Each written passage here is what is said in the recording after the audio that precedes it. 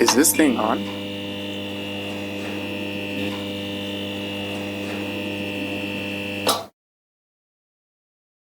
Hello, everyone. My name is Louis Harris. Thank you for joining us for this podcast episode. I created the Record in Progress podcast as a reaction to the 2024 election results because I was one of the folks who was surprised at the election results. And what that told me was that I needed to do more work to understand both sides of the issues facing our country and our world. And so created the Record in Progress podcast to share perspectives, stories, and narratives to create understanding and the pathway forward towards a unified society for all of us.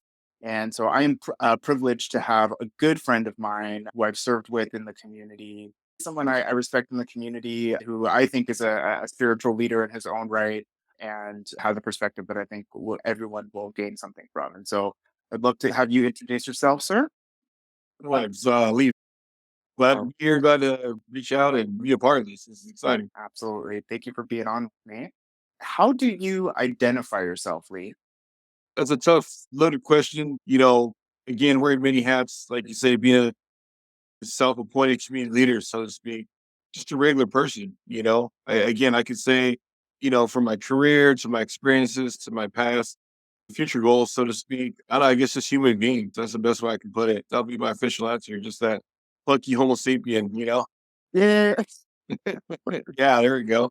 I also identify as a funky Homo sapien. So there's we're all in the same boat. No. But okay, excellent. And so what state and city do you live in, Lee? State, Washington State, and reservation is where I reside at. Excellent. And so what do you do? And I know you do a lot of things. So I have my hands on a lot of things. So I am a road conductor for Burlington Northern Santa Fe. So I run choo-choo trains all day. I also do import, wholesale of fireworks, and I run a custom paint studio as well.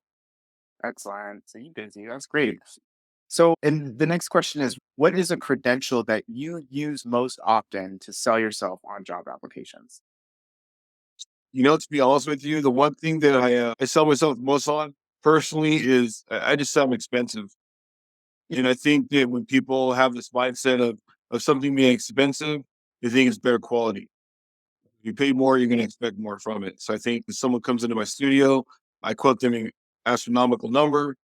They're willing to pay that because even if I just put a drop of something, they feel like they're getting that quality of their money's worth. So I think for me, that kind of escalates my worth and my value by having that mindset. Excellent. That is extremely important for just individuals to know their value, right?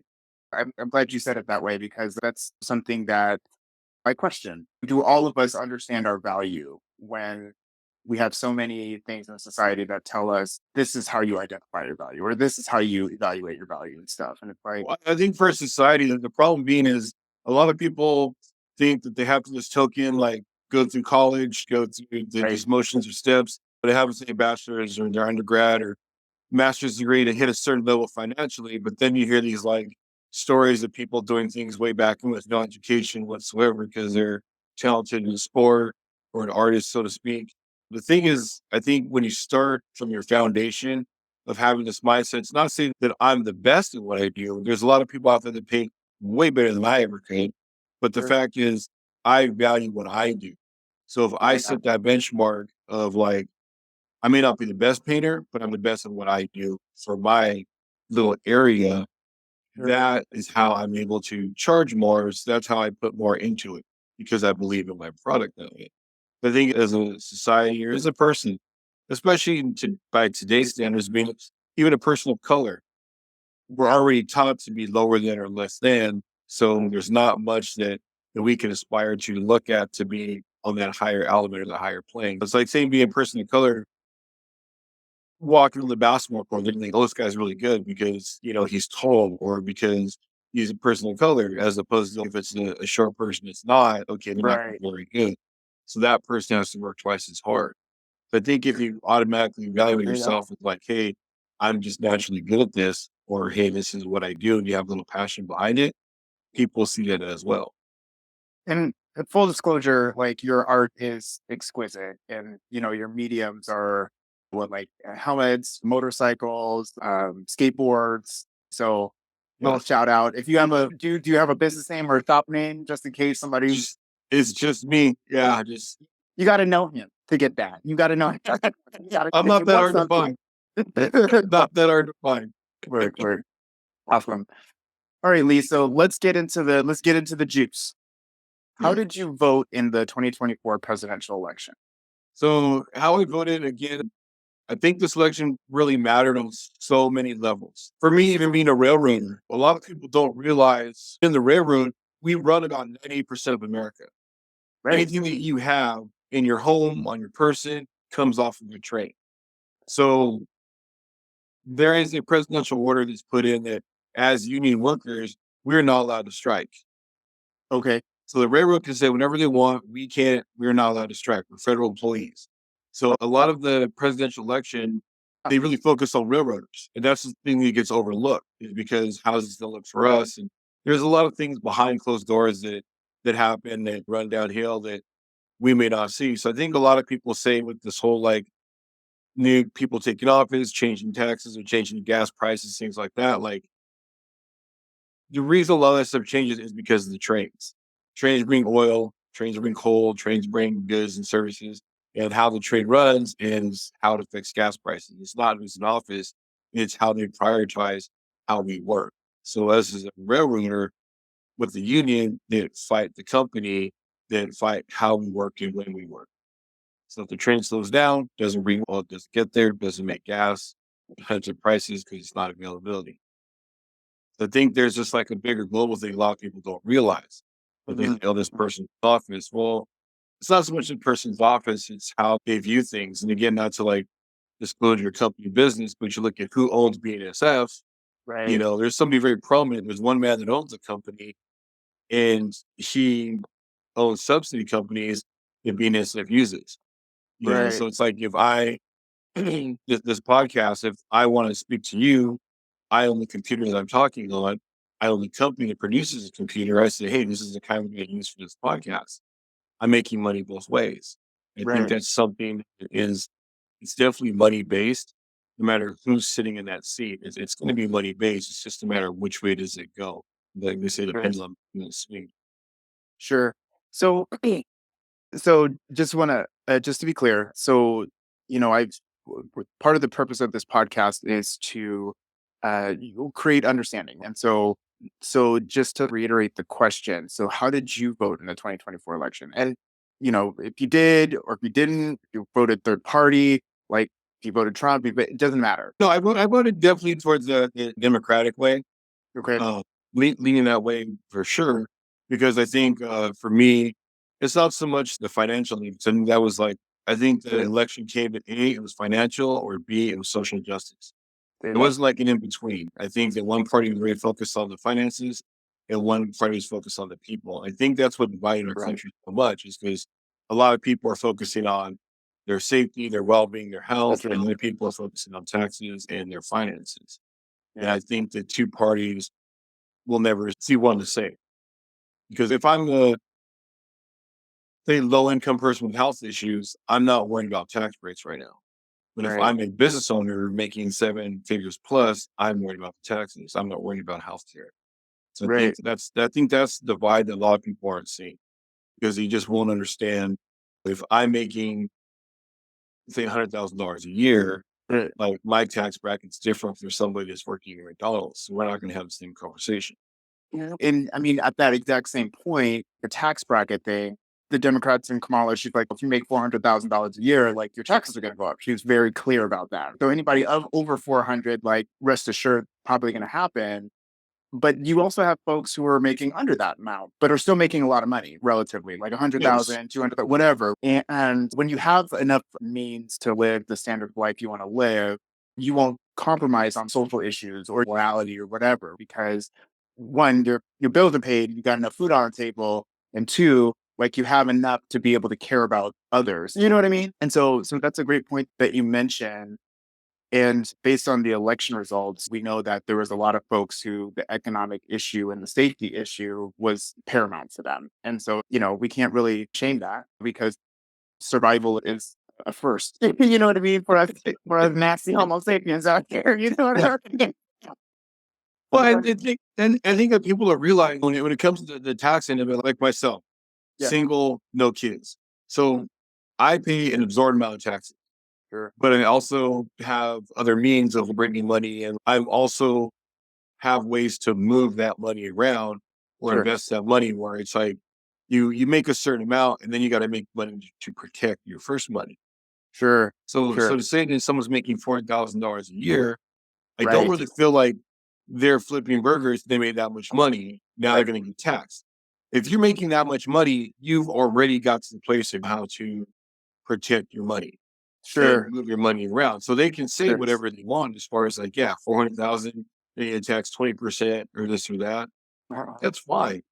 But they just have to do one step prior to like, okay, well, I invested in a 401k or I moved it over to an IRA or I moved it over into some property.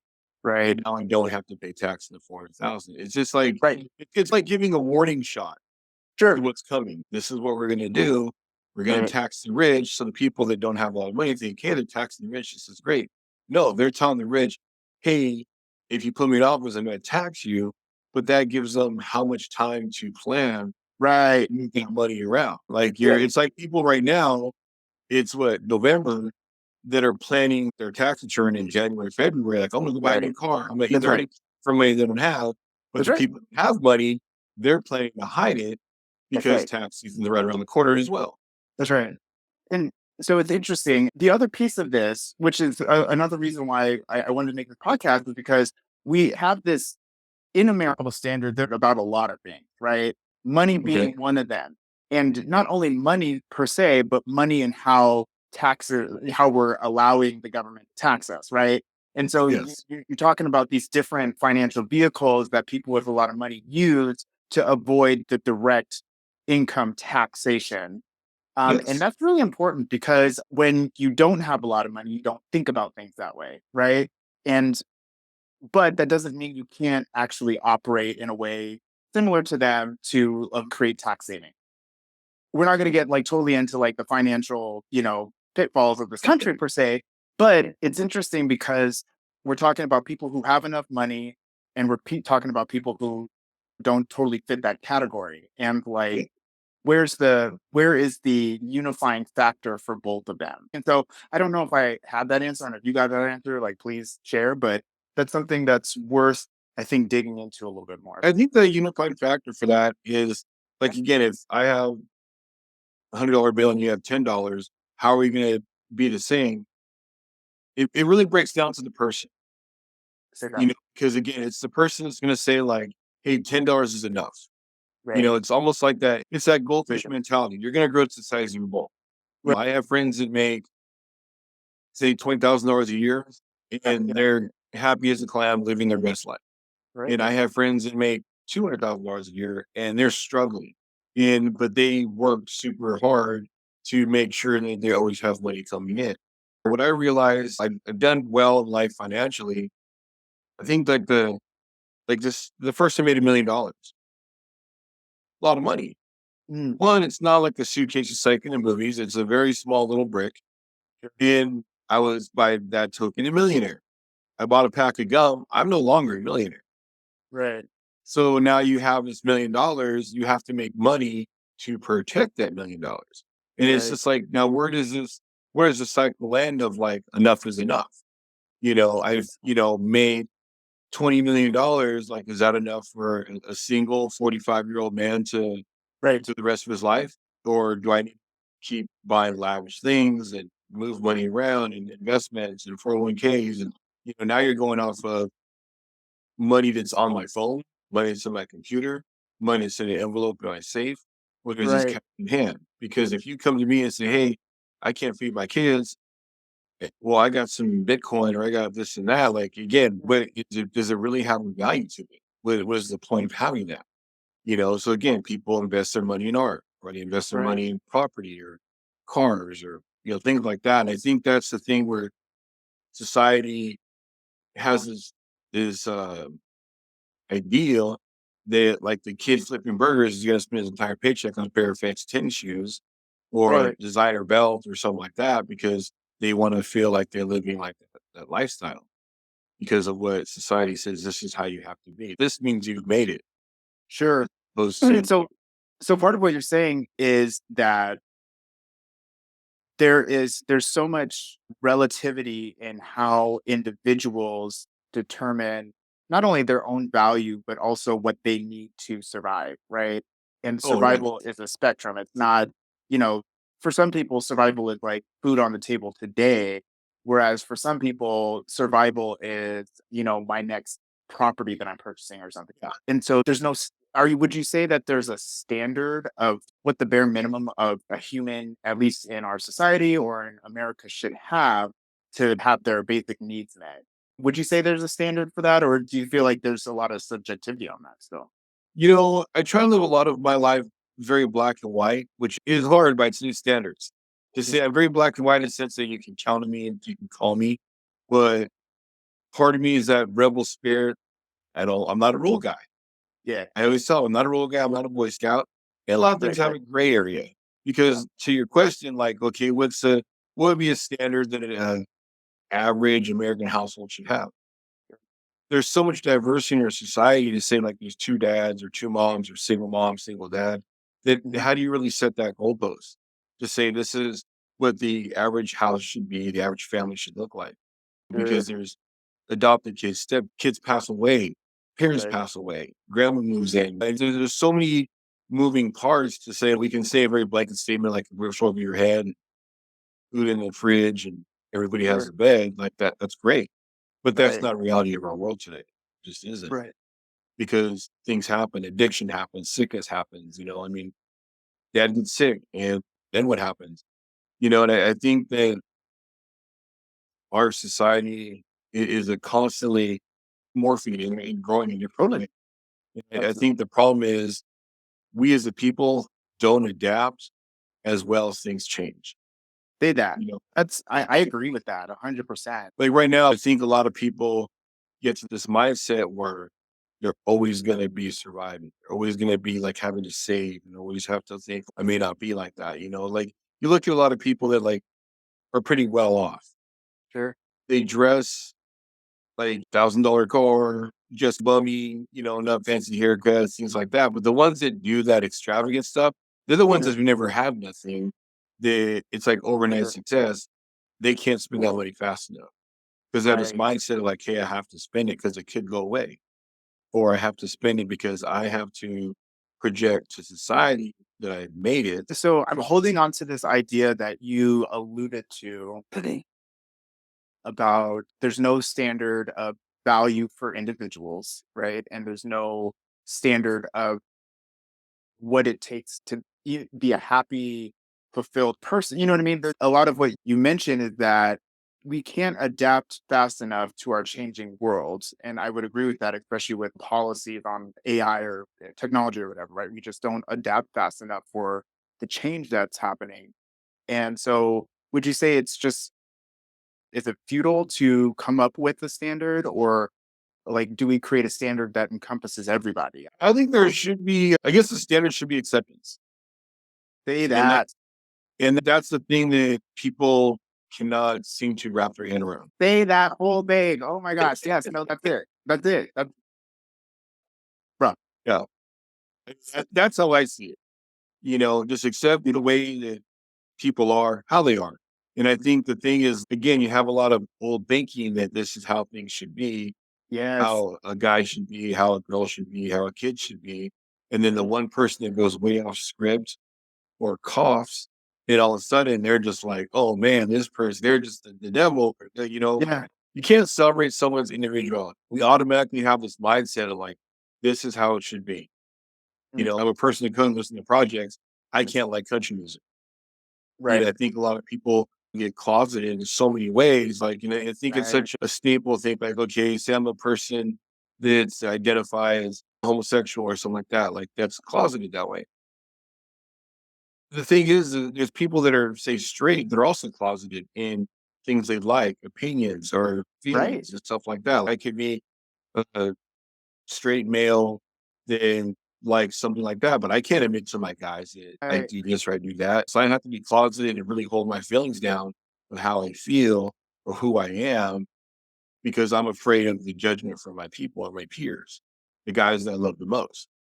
Like to say I can be with all my biker buddies, and if I say, yeah, I watched a movie today and I cried, oh man. So I have to hold this in and just wait to cry in the shower or something. You know what I mean? Like, and the thing is that Yeah. that creates a society of lies because you have to you if you call me and say, hey, what you doing? I'm just like, I'll make up a little white lie Right. because I don't watch my homework movie because it's that season and I'm Right. gonna be crying.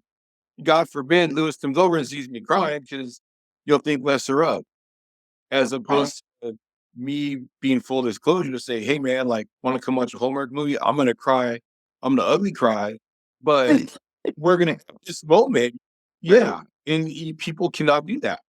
You have to fight this, oh, I'm a tough guy, or I'm pulled by the bootstraps, or Yeah. this is who I am, or I have to fit this mold, or I'll be way extreme about something. Just say I'm a guy that likes this, or I'm a girl that likes this. It doesn't mean I'm that extreme case.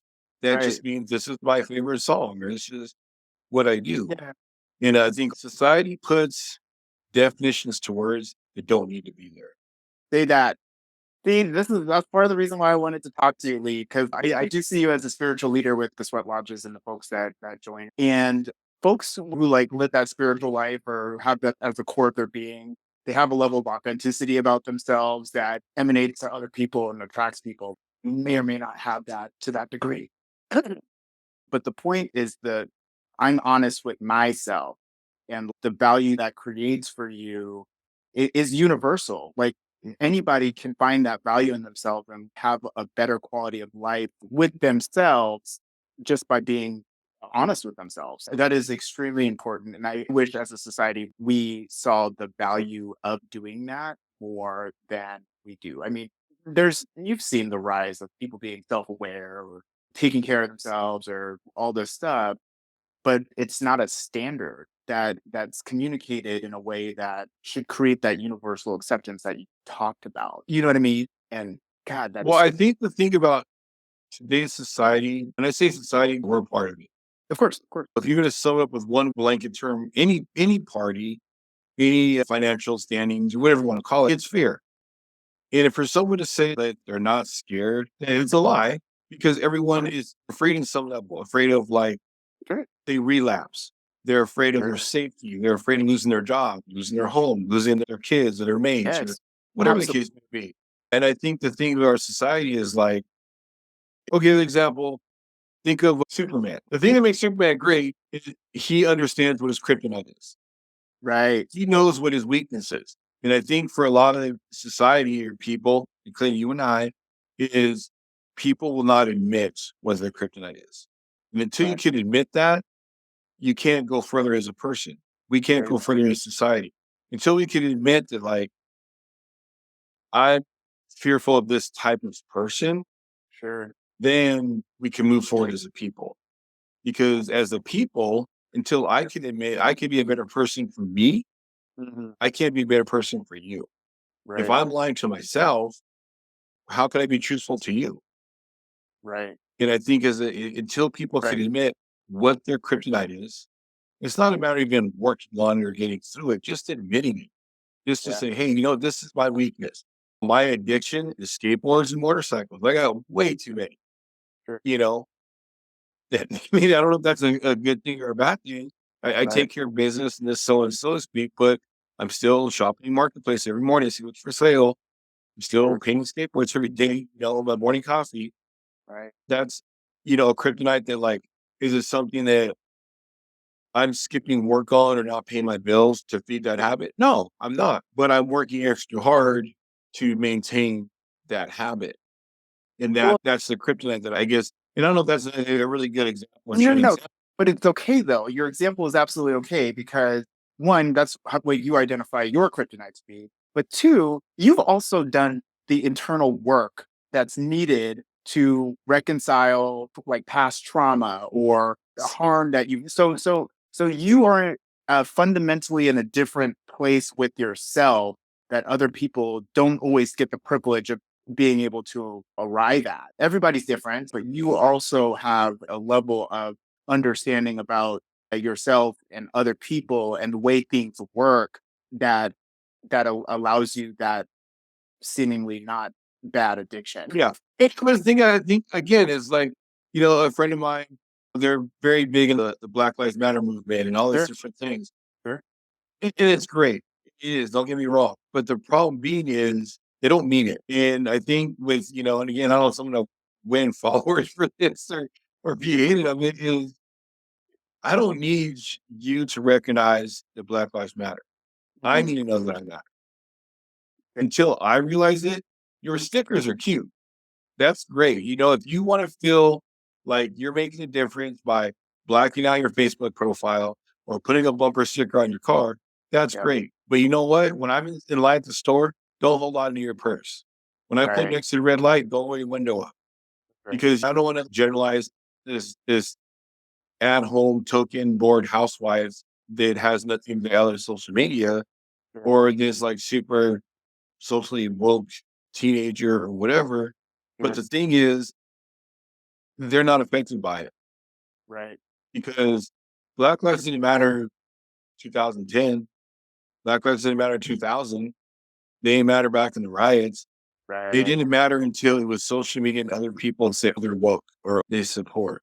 You could put a flag in your front yard until I move in next door, and it's a problem. So until the black man or black woman can realize that they matter, or anyone that like say transgender or different economic whatever, Yeah, until they can do that, because we had this debate even at my work. It was like yeah, people are like, I don't understand why everyone's up in arms, this whole Trump thing, and this and that, and people saying their fears taken away.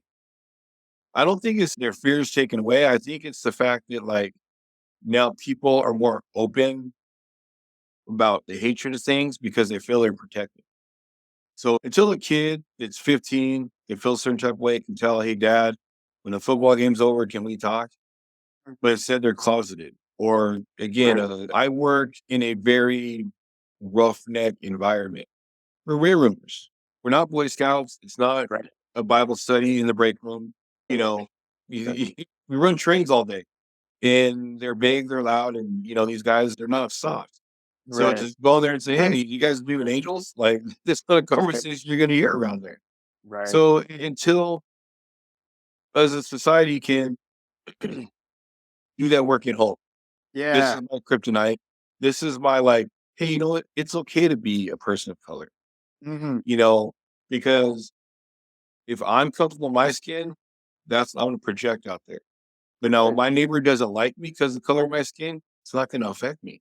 But the thing is I feel me, just this is my opinion, is when I see those BLM stickers, like I'm offended by it okay, because I know you didn't care. You didn't care until the last couple of years. Now, when the revolution's been televised or things like that, that's fine. yeah, I'm 6'9", like 350. you ain't missing me. I'm not a small person, covered in tattoos. So we go to line in the store. You think some of these people still like, oh my god, I can be waving at them this that. I work with grown men that still are intimidated by me, and it's just like I'm not a violent person. I'm always smiling. But the thing is, there's this persona that society has of this person is scary. Why is this? Because someone's big, they're Mhm, scary, or why? Because someone's skin color and they're going to be criminal, they're going to be this and that. But they can feel good about posting it, like say, oh, all equality matters, this and that. It's so okay for someone to be homosexual until it's their kid.